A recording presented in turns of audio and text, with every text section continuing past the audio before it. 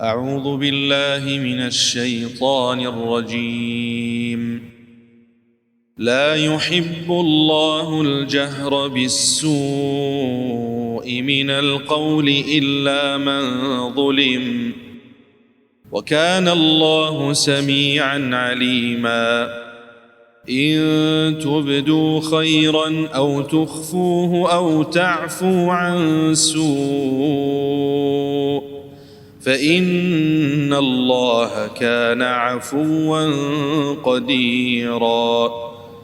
إن الذين يكفرون بالله ورسله ويريدون أن يفرقوا بين الله ورسله ويقولون نؤمن ببعض ونكفر ببعض ويريدون أن يتخذوا بين ذلك سبيلا، أولئك هم الكافرون حقا،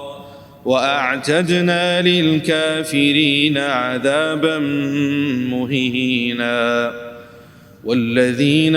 آمنوا بالله ورسله ولم يفرقوا بين أحد منهم أولئك سوف يؤتيهم أجورهم، وكان الله غفورا رحيما. يسألك أهل الكتاب أن تنزل عليهم كتابا من السماء، فقد سألوا موسى أكبر من ذلك فقالوا أرنا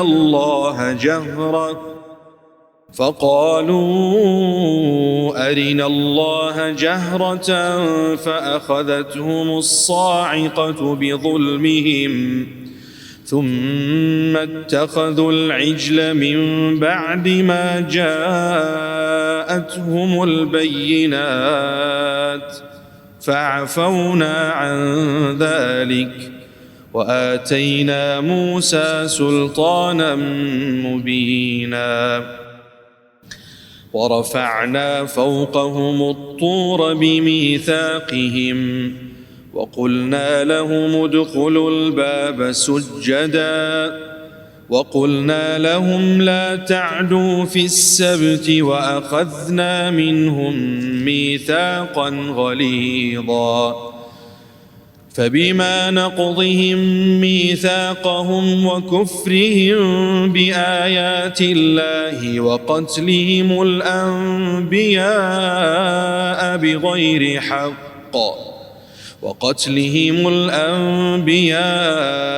بغير حق وقولهم قلوبنا غلف بل طبع الله عليها بكفرهم فلا يؤمنون إلا قليلا. وبكفرهم وقولهم على مريم بهتانا عظيما وقولهم إنا قتلنا المسيح عيسى ابن مريم رسول الله وما قتلوه وما صلبوه ولكن شبه لهم وإن الذين اختلفوا فيه لفي شك منه ما لهم به من علم إلا اتباع الظن وما قتلوه يقينا بل رفعه الله إليه وكان الله عزيزا حكيما. وإن من أهل الكتاب إلا ليؤمنن به قبل موته ويوم القيامة يكون عليهم شهيدا. فبظلم من الذين هادوا حرمنا عليهم طيبات أحلت لهم وبصدهم عن سبيل الله كثيرا وأخذهم الربا وقد نهوا عنه وأكلهم أموال الناس بالباطل وأعتدنا للكافرين منهم عذابا أليما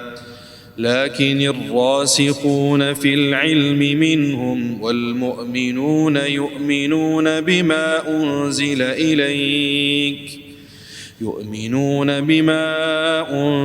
إليك وما أنزل من قبلك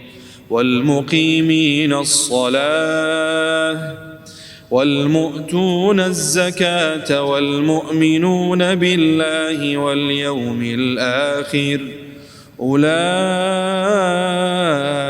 سنؤتيهم أجرا عظيما إنا أوحينا إليك كما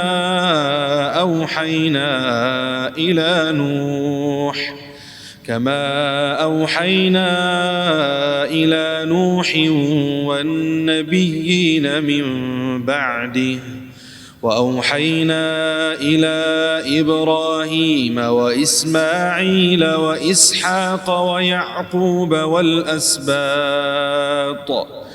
والأسباط وعيسى وأيوب ويونس وهارون وسليمان وآتينا داود زبورا ورسلا قد قصصناهم عليك من قبل ورسلا لم نقصصهم عليك وكلم الله موسى تكليما رسلا مبشرين ومنذرين لئلا يكون للناس على الله حجة بعد الرسل وكان الله عزيزا حكيما لكن الله يشهد بما أنزل إليك أنزله بعلمه والملائكة يشهدون وكفى بالله شهيدا إن الذين كفروا وصدوا عن سبيل الله قد ضلوا ضلالا بعيدا إن الذين كفروا وظلموا لم يكن الله ليغفر لهم ولا ليهديهم طريقا إلا طريق جهنم خالدين فيها أبدا وكان ذلك على الله يسيرا يا أيها الناس قد جاءكم الرسول بالحق من ربكم فآمنوا خيرا لكم وإن تكفروا فإن لله ما في السماوات والأرض وكان الله عليما حكيما يا أهل الكتاب لا تغلوا في دينكم ولا تقولوا على الله إلا الحق إنما المسيح عيسى ابن مريم رسول الله وكلمته ألقاها إلى مريم وروح منه فآمنوا بالله ورسله ولا تقولوا ثلاثة انتهوا خيرا لكم إنما الله إله واحد سبحانه أن يكون له ولد له ما في السماوات وما في الأرض وكفى بالله وكيلا لن يستنكف المسيح أن يكون عبدا لله ولا الملائكة المقربون ومن يستنكف عن عبادته ويستكبر فسيحشرهم إليه جميعا. فأما الذين آمنوا وعملوا الصالحات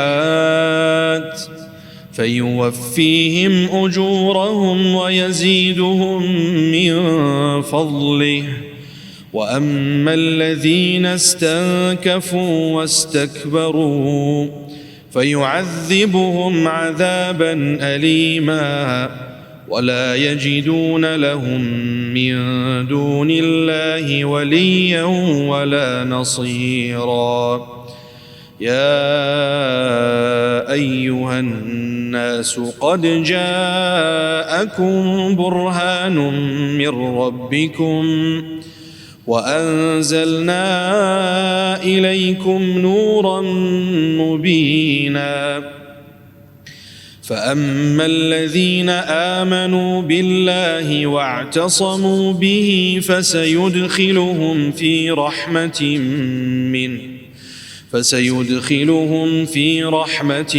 منه وفضل ويهديهم إليه صراطا مستقيما. يستفتونك قل الله يفتيكم في الكلالة إن امرؤ هلك ليس له ولد وله أخت فلها نصف ما ترك وهو يرثها إن لم يكن لها ولد، فإن كانت اثنتين فلهما الثلثان مما ترك، وإن كانوا إخوة رجالا ونساء فللذكر مثل حظ الأنثيين.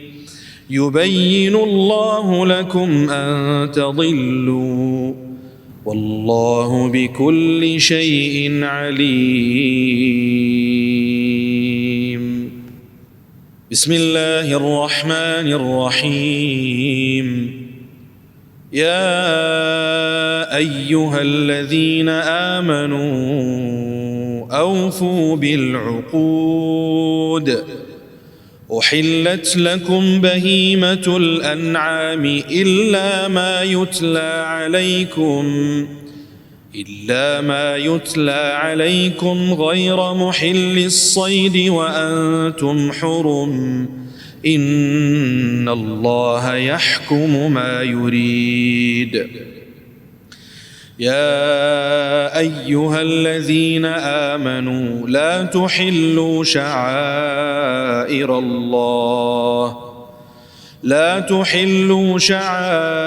الله ولا الشهر الحرام ولا الهدي ولا القلائد ولا آمين البيت الحرام يبتغون فضلا من ربهم ورضوانا، وإذا حللتم فاصطادوا ولا يجرمنكم شنآن قوم أن صدوكم عن المسجد الحرام أن تعتدوا، وتعاونوا على البر والتقوى ولا تعاونوا على الإثم والعدوان، واتقوا الله إن الله شديد العقاب. حرمت عليكم الميتة والدم ولحم الخنزير وما أهل لغير الله به، والمنخنقة والموقوذة والمتردية والنطيحة وما أكل السبع إلا ما ذكيتم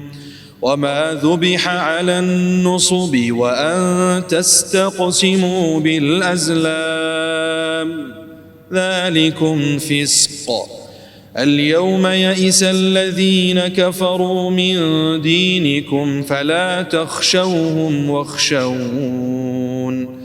اليوم أكملت لكم دينكم وأتممت عليكم نعمتي ورضيت لكم الإسلام دينا فمن اضطر في مخمصة غير متجانف لإثم فإن الله غفور رحيم يسألونك ماذا أحل لهم قل أحل لكم الطيبات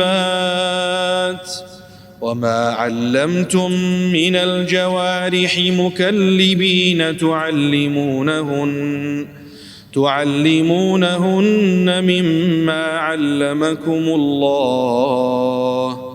فكلوا مما أمسكن عليكم واذكروا اسم الله عليه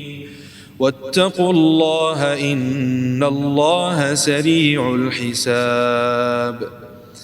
اليوم أحل لكم الطيبات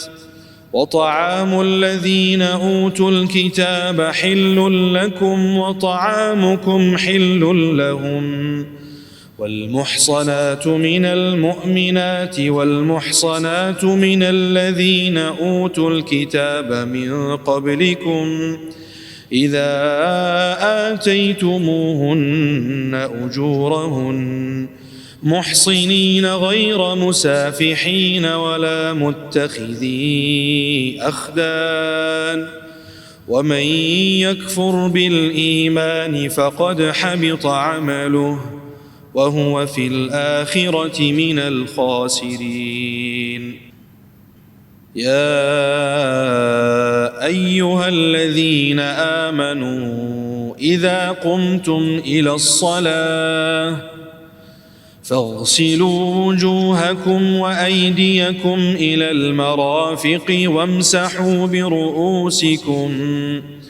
وامسحوا برؤوسكم وأرجلكم إلى الكعبين وإن كنتم جنبا فاطهروا وإن كنتم مرضى أو على سفر أو جاء أحد منكم من الغائط أو لامستم النساء فلم تجدوا ماء فتيمموا صعيدا طيبا فامسحوا بوجوهكم وأيديكم منه ما يريد الله ليجعل عليكم من حرج ولكن يريد ليطهركم وليتم نعمته عليكم لعلكم تشكرون واذكروا نعمة الله عليكم وميثاقه الذي واثقكم به إذ قلتم سمعنا وأطعنا واتقوا الله إن الله عليم بذات الصدور يا أيها الذين آمنوا كونوا قوامين لله شهداء بالقسط ولا يجرمنكم شنآن قوم على ألا تعدلوا اعدلوا هو أقرب للتقوى واتقوا الله إن الله خبير بما تعملون وعد الله الذين آمنوا وعملوا الصالحات لهم مغفرة وأجر عظيم والذين كفروا وكذبوا بآياتنا أولئك أصحاب الجحيم يا أيها الذين آمنوا اذكروا نعمة الله عليكم إذ هم قوم أن يبسطوا إليكم أيديهم فكف أيديهم عنكم واتقوا الله وعلى الله فليتوكل المؤمنون. ولقد أخذ الله ميثاق بني إسرائيل وبعثنا منهم 12 نقيبا وقال الله إني معكم لئن أقمتم الصلاة وآتيتم الزكاة وآمنتم برسلي وعزرتموهم وأقرضتم الله قرضا حسنا لأكفرن عنكم سيئاتكم ولأدخلنكم جنات تجري من تحتها الأنهار فمن كفر بعد ذلك منكم فقد ضل سواء السبيل. فبما نقضهم ميثاقهم لعناهم وجعلنا قلوبهم قاسية يحرفون الكلم عن مواضعه ونسوا حظا مما ذكروا به ولا تزال تطلع على خائنة منهم إلا قليلا منهم فاعف عنهم واصفح إن الله يحب المحسنين. ومن الذين قالوا إنا نصارى أخذنا ميثاقهم فنسوا حظا مما ذكروا به فأغرينا بينهم العداوة والبغضاء إلى يوم القيامة وسوف ينبئهم الله بما كانوا يصنعون. يا أهل الكتاب قد جاءكم رسولنا يبين لكم كثيرا مما كنتم تخفون من الكتاب ويعفو عن كثير. قد جاءكم من الله نور وكتاب مبين يهدي به الله من اتبع رضوانه سبل السلام ويخرجهم من الظلمات إلى النور بإذنه ويهديهم إلى صراط مستقيم. لقد كفر الذين قالوا إن الله هو المسيح ابن مريم قل فمن يملك من الله شيئا إن أراد أن يهلك المسيح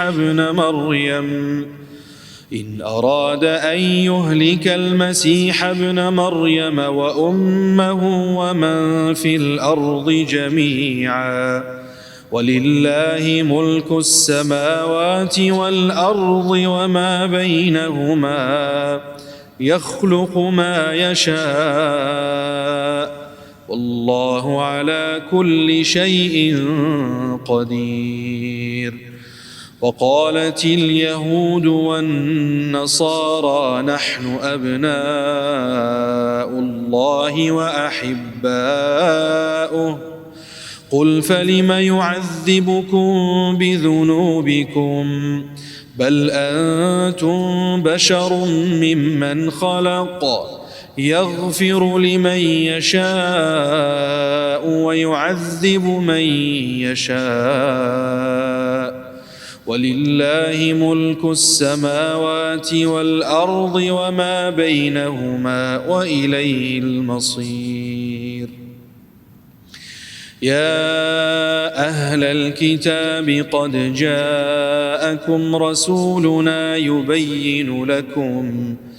يبين لكم على فترة من الرسل أن تقولوا ما جاءنا من بشير ولا نذير، فقد جاءكم بشير ونذير، والله على كل شيء قدير. وإذ قال موسى لقومه يا قوم اذكروا نعمة الله عليكم إذ جعل فيكم أنبياء وجعلكم ملوكا وآتاكم ما لم يؤت أحدا من العالمين. يا قوم ادخلوا الأرض المقدسة التي كتب الله لكم ولا ترتدوا على أدباركم فتنقلبوا خاسرين.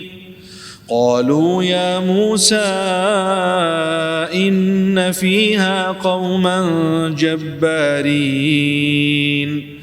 وإنا لن ندخلها حتى يخرجوا منها، فإن يخرجوا منها فإنا داخلون. قال رجلان من الذين يخافون أنعم الله عليهم ادخلوا عليهم الباب فإذا دخلتموه فإنكم غالبون وعلى الله فتوكلوا إن كنتم مؤمنين. قالوا يا موسى إنا لن ندخلها أبدا ما داموا فيها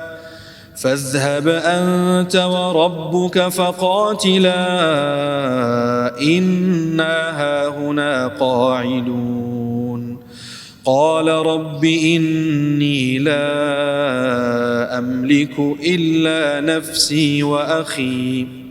فافرق بيننا وبين القوم الفاسقين. قال فإنها محرمة عليهم 40 سنة يتيهون في الأرض فلا تأس على القوم الفاسقين. واتل عليهم نبأ ابني آدم بالحق إذ قربا قربانا فتقبل من أحدهما ولم يتقبل من الآخر قال لأقتلنك قال إنما يتقبل الله من المتقين. لئن بسطت إلي يدك لتقتلني ما أنا بباسط يدي إليك لأقتلك إني أخاف الله رب العالمين. إني أريد أن تبوء بإثمي وإثمك فتكون من أصحاب النار وذلك جزاء الظالمين. فطوعت له نفسه قتل أخيه فقتله فأصبح من الخاسرين. فبعث الله غرابا يبحث في الأرض ليريه كيف يواري سوءة أخيه قال يا ويلتى أعجزت أن أكون مثل هذا الغراب فأواري سوءة أخي فأصبح من النادمين. من أجل ذلك كتبنا على بني إسرائيل أنه من قتل نفسا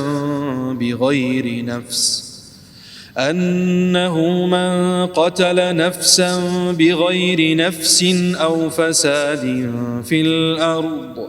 فكأنما قتل الناس جميعا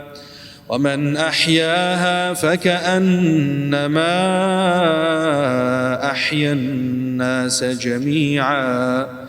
ولقد جاءتهم رسلنا بالبينات ثم إن كثيرا منهم بعد ذلك في الأرض لمسرفون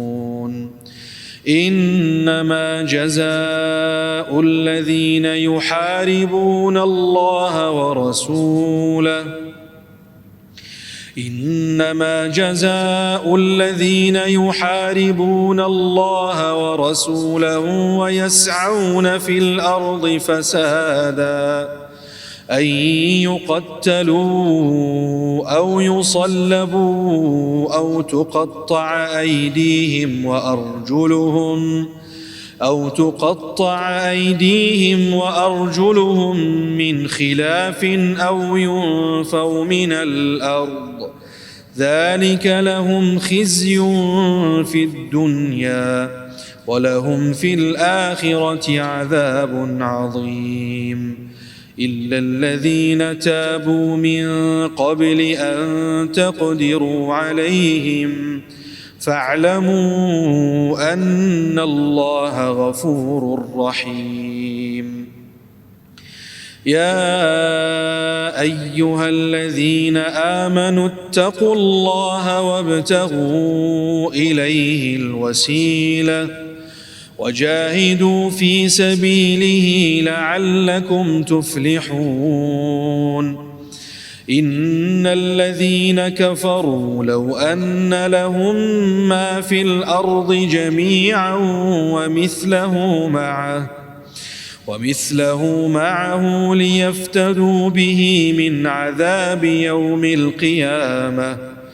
ليفتدوا به من عذاب يوم القيامة ما تقبل منهم ولهم عذاب أليم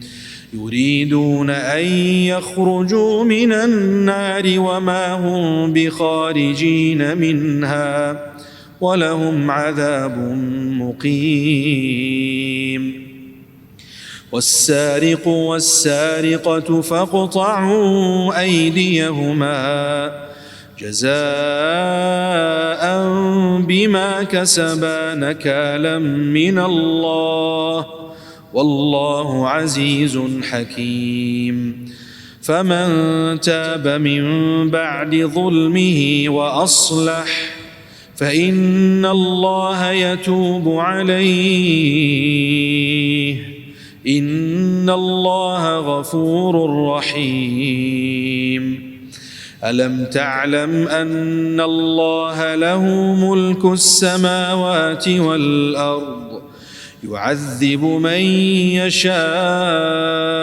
ويغفر لمن يشاء والله على كل شيء قدير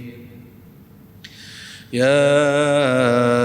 أيها الرسول لا يحزنك الذين يسارعون في الكفر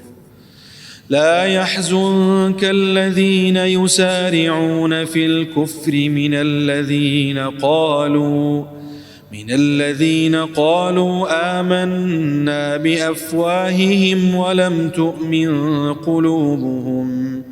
ومن الذين هادوا سماعون للكذب سماعون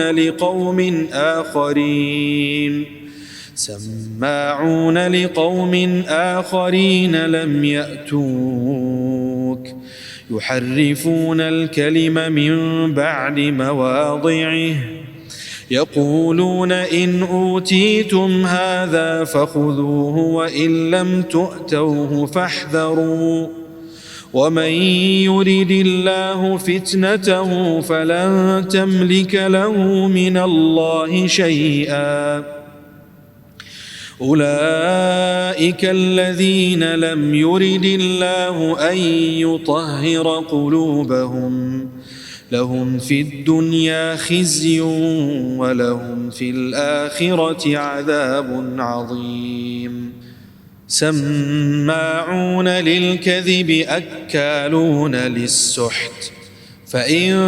جاءوك فاحكم بينهم أو أعرض عنهم وإن تعرض عنهم فلن يضروك شيئا وإن حكمت فاحكم بينهم بالقسط إن الله يحب المقسطين وكيف يحكمونك وعندهم التوراة فيها حكم الله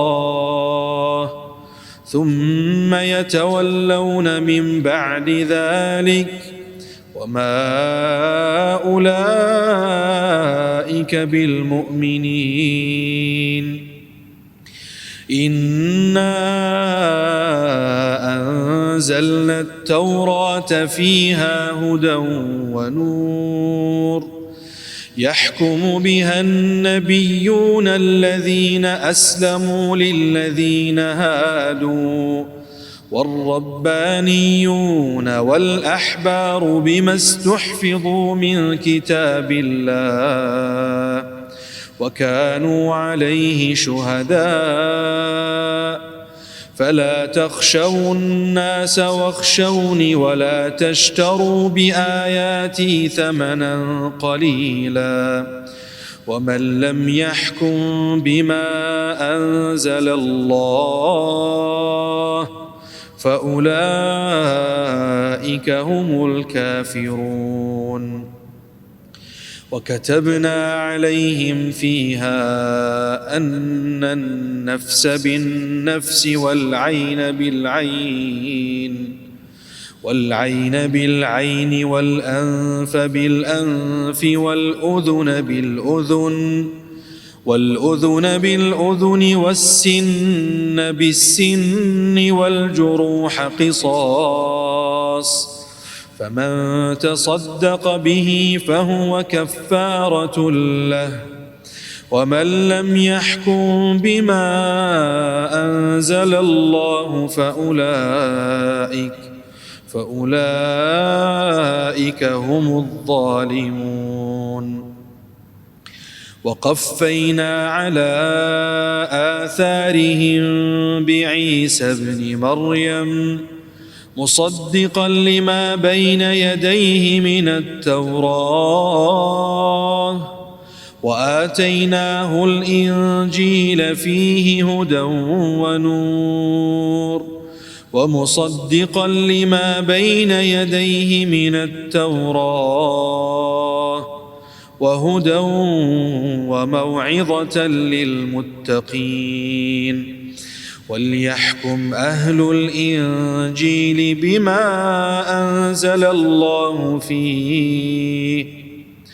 ومن لم يحكم بما أنزل الله فأولئك هم الفاسقون وأنزلنا إليك الكتاب بالحق مصدقا لما بين يديه من الكتاب ومهيمنا عليه فاحكم بينهم بما أنزل الله ولا تتبع أهواءهم عما جاءك من الحق لكل جعلنا منكم شرعة ومنهاجا ولو شاء الله لجعلكم أمة واحدة ولكن ليبلوكم فيما آتاكم فاستبقوا الخيرات إلى الله مرجعكم جميعا فينبئكم بما كنتم فيه تختلفون وأن احكم بينهم بما أنزل الله ولا تتبع أهواءهم واحذرهم أن يفتنوك عن بعض ما أنزل الله إليك فإن تولوا فاعلم أنما يريد الله أن يصيبهم ببعض ذنوبهم وإن كثيرا من الناس لفاسقون أفحكم الجاهلية يبغون ومن أحسن من الله حكما لقوم يوقنون يا أيها الذين آمنوا لا تتخذوا اليهود والنصارى أولياء بعضهم أولياء بعض ومن يتولهم منكم فإنه منهم إن الله لا يهدي القوم الظالمين فترى الذين في قلوبهم مرض يسارعون فيهم يقولون نخشى أن تصيبنا دائرة فعسى الله أن يأتي بالفتح أو أمر من عنده فيصبحوا على ما أسروا في أنفسهم نادمين ويقول الذين آمنوا أهؤلاء الذين أقسموا بالله جهد أيمانهم إنهم لمعكم حبطت أعمالهم فأصبحوا خاسرين يا أيها الذين آمنوا من يرتد منكم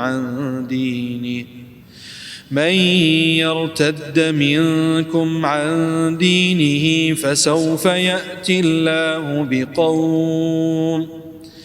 فسوف يأتي الله بقوم يحبهم ويحبونه أذلة على المؤمنين أعزة على الكافرين يجاهدون في سبيل الله ولا يخافون لومة لائم ذلك فضل الله يؤتيه من يشاء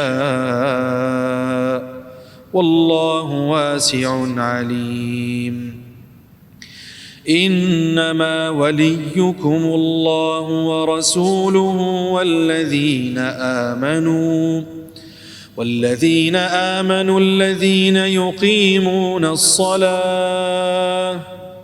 الذين يقيمون الصلاة ويؤتون الزكاة وهم راكعون ومن يتول الله ورسوله والذين آمنوا فإن حزب الله هم الغالبون يا أيها الذين آمنوا لا تتخذوا الذين اتخذوا دينكم هزوا ولعبا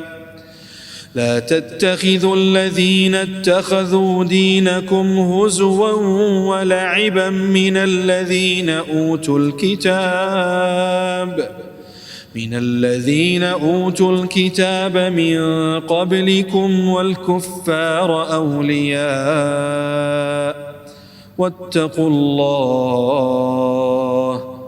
واتقوا الله إن كنتم مؤمنين وإذا ناديتم إلى الصلاة اتخذوها هزوا ولعبا ذلك بأنهم قوم لا يعقلون قل يا أهل الكتاب هل تنقمون منا إلا أن آمنا بالله وما أنزل إلينا وما أنزل من قبل وأن أكثركم فاسقون قل هل أنبئكم بشر من ذلك مثوبة عند الله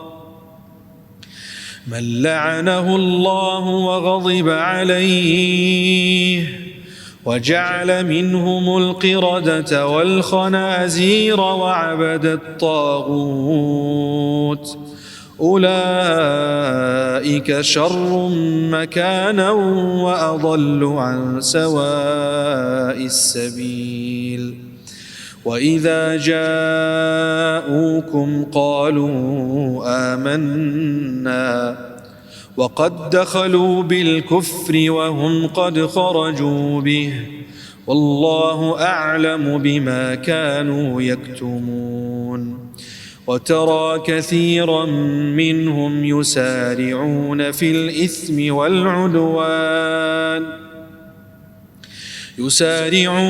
الإثم والعدوان وأكلهم السحت لبئس ما كانوا يعملون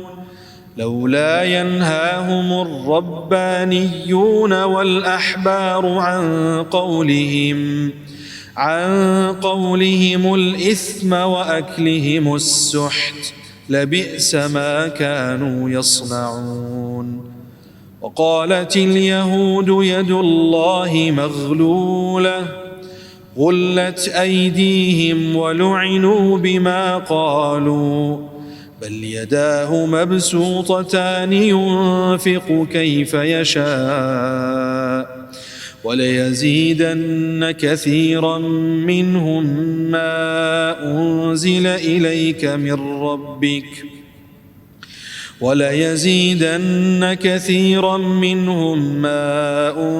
إليك من ربك طغيانا وكفرا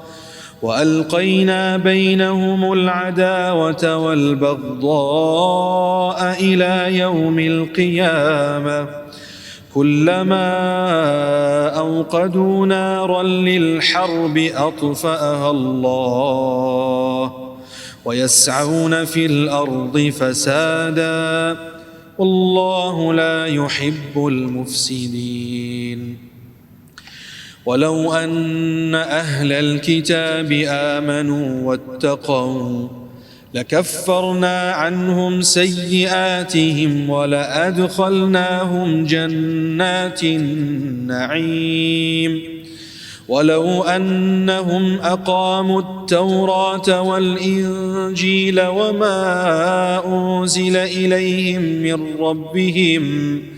لأكلوا من فوقهم ومن تحت أرجلهم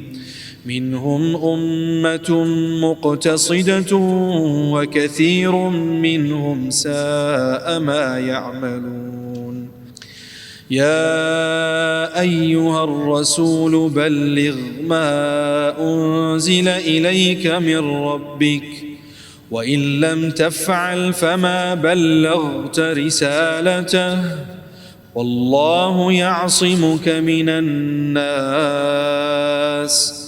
إن الله لا يهدي القوم الكافرين قل يا أهل الكتاب لستم على شيء حتى تقيموا التوراة والإنجيل وما أنزل إليكم من ربكم وليزيدن كثيرا منهم ما أنزل إليك ما أنزل إليك من ربك طغيانا وكفرا فلا تأس على القوم الكافرين إن الذين آمنوا والذين هادوا والصابئون والنصارى من آمن بالله واليوم الآخر وعمل صالحا فلا خوف عليهم ولا هم يحزنون لقد أخذنا ميثاق بني إسرائيل وأرسلنا إليهم رسلا كلما جاءهم رسول بما لا تهوى أنفسهم فريقا كذبوا وفريقا يقتلون وحسبوا ألا تكون فتنة فعموا وصموا ثم تاب الله عليهم ثم عموا وصموا كثير منهم والله بصير بما يعملون لقد كفر الذين قالوا إن الله هو المسيح ابن مريم وقال المسيح يا بني إسرائيل اعبدوا الله ربي وربكم إنه من يشرك بالله فقد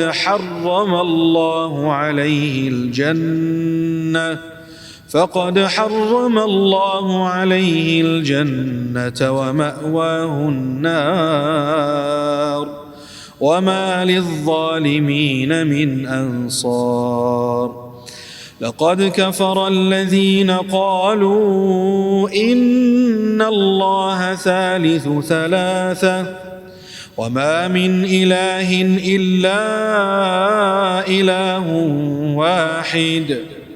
وإن لم ينتهوا عما يقولون ليمسن الذين كفروا منهم عذاب أليم أفلا يتوبون إلى الله ويستغفرونه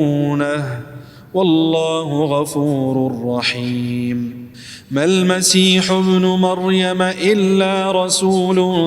قد خلت من قبله الرسل وأمه صديقة كانا يأكلان الطعام انظر كيف نبين لهم الآيات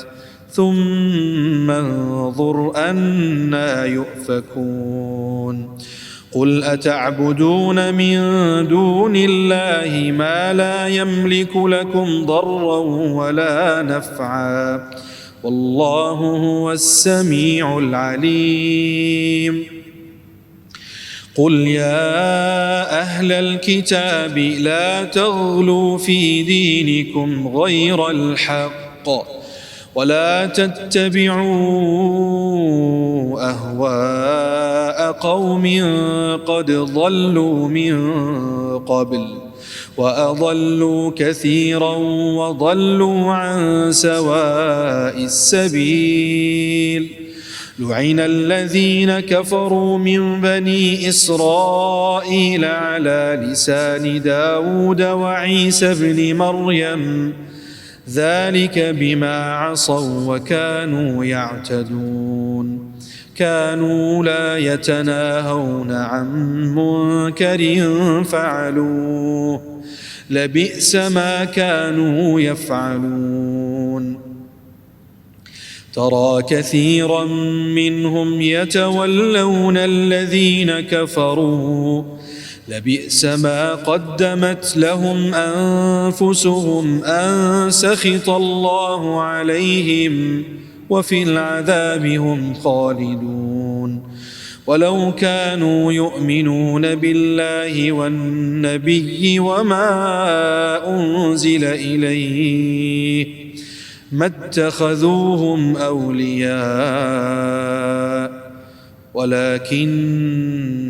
كثيرا منهم فاسقون.